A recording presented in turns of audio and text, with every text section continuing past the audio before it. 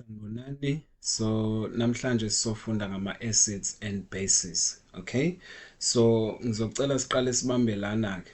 Okay, so mawukunakisise kahle, every time asikhuluma ngo-positive, okay, siye si include even no negative. Okay, and what we know about positive and negative ukuthi bangama opposite. Okay, so baya opposana laba.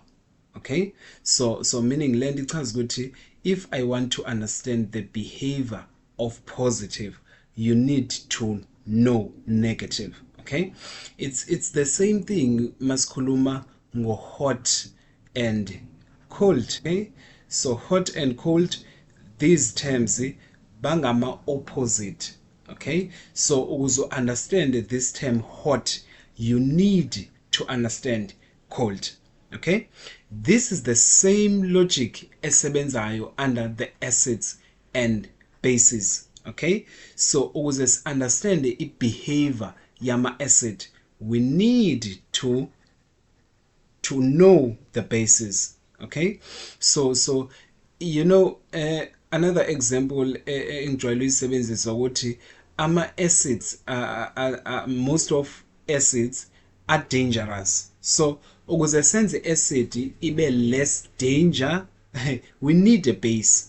Kuzomela sireactise ne base. Even noma esibhedlele kuthola ukuthi une acid eningi emzimbeni, so ukuze bayinciphise lo acid eningi kuzomela bafake opposite acid, which is I base. Kuzomela bakuphuzisa umuthi oyi base. Okay, so but what is the difference between the two? Okay, so always when I talk about acids, ama acid first of all so abona nje go H plus, okay, or H3O plus. Okay, every time mangithi H3O plus ngiqonda ukuthi hydronium.